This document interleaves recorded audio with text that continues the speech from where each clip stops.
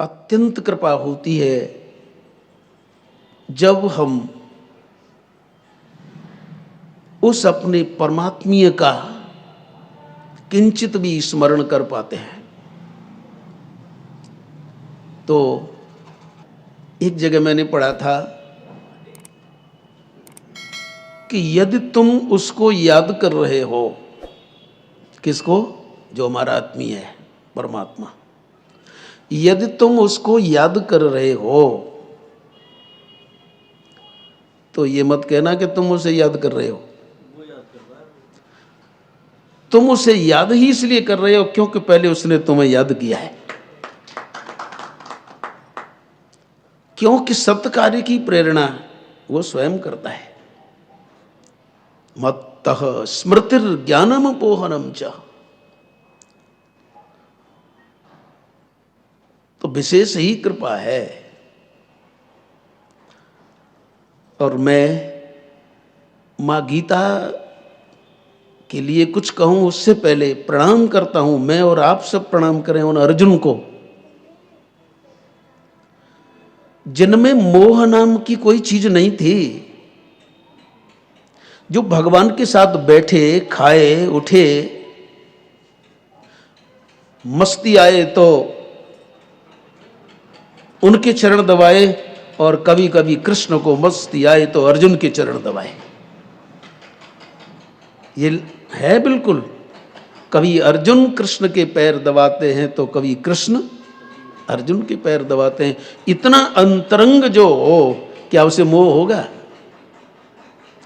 लेकिन हम प्रणाम अर्जुन को इसलिए करते हैं कि हम सबका मोह दूर करने के लिए उन्होंने मोह को स्वीकार कर लिया, मोह को स्वीकार किया, और हम सब के मोह को पलायन करना पड़ा।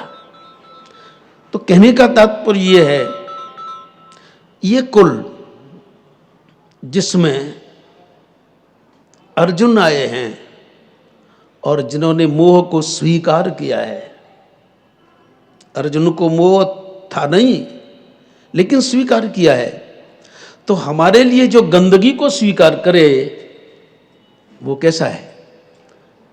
हमारा वंदनीय है। तो हम अर्जुन को नमन करते हैं, इन महाभाग को प्रणाम करते हैं, क्योंकि श्रीमन महाभारत में लिखा है कि कृष्ण को पुरुष मन समझना और अर्जुन को भी पुरुष मन समझना। व्यास जी ने स्पष्ट कहा है, एषः नारायण कृष्ण, जो गौओं के पीछे घुमाना नंगे पैर, एषः नारायण कृष्ण, ये कृष्ण साक्षात नारायण है। फाल्गुनस्य महात्मनः, और जो उनके सखा हैं अर्जुन, वो भी कृष्ण ही है।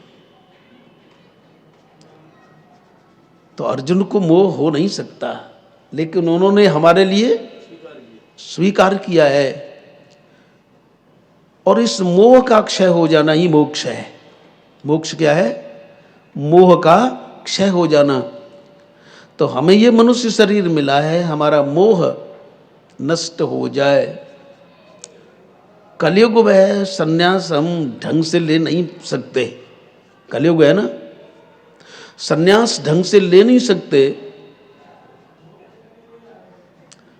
और सन्यास लेकर के हम रण में वन में जाएंगे, एकांत मिले मिले पता नहीं।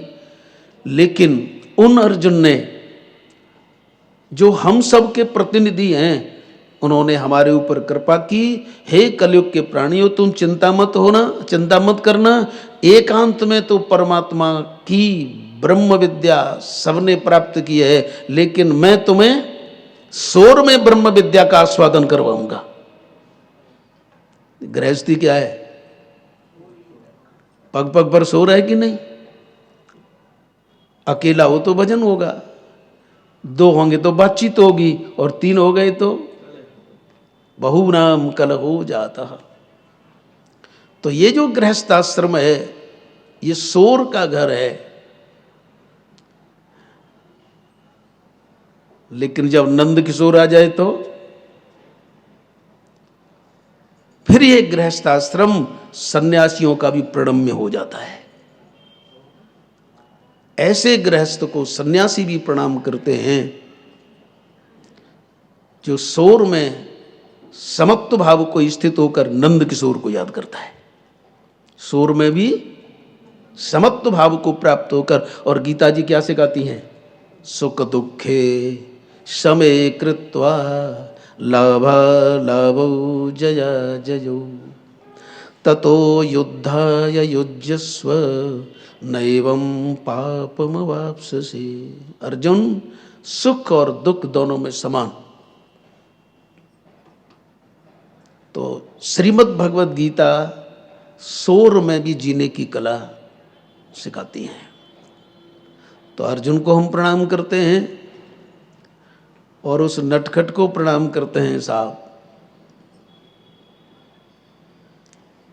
जिसके बारे में कोई और जानता नहीं, कहे भले ही कोई कि मैं जानता हूं, लेकिन उसे कोई जान नहीं सकता। गऊओं के पीछे नंगे घूमे वो परमात्मा होगा? जो घर घर माखन चुराए, दूध के लिए रोता फिरे, वो नारायण होगा? अरे क्षीर सागर में रहता, वो तो उसके पास कमी क्या है? इसलिए इसको कोई जान नहीं सकता। लेकिन हाँ, यदि थोड़ा सा इससे निवेदन कर दिया जाए कि हम तुझे जानना चाहते हैं, तो क्या कहता है? सर्वधर्मान परित्यज्य मामेकम, आ मेरी शरण में, शोक मत कर, सब कुछ जान जाएगा। तो ऐसी जो श्रीमद् भगवत गीता है, इनकी विशेषता है कि ये रण में न, अरण्य में न होकर के, रण में है, कोई बाहर न होकर के गृहस्थाश्रम में है, कृपामयी हैं। और जो अभी पूर्व में हमने कहा कि आज के दिन, और आज का महीना कौन सा है? मार्गशीर्ष। और मार्गशीर्ष को भगवान श्री कृष्ण ने अपना रूप बताया है कि मासानाम मार्गशीर्षो हम, महीनों में मार्गशीर्ष का महीना मैं हूं। और उसमें भी एकादशी के दिन, जो आज एकादशी है, और आज की एकादशी का नाम है मोक्षदा एकादशी। कौन सी? मोक्ष देने वाली, मोक्ष देने वाली है, हमारे मोह को विनष्ट करने वाली है।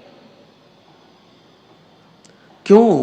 क्योंकि अर्जुन ने भी यही कहा था कि नष्टो मोह स्मृतिर लब्ध्वा, मेरा मोह नष्ट हो गया,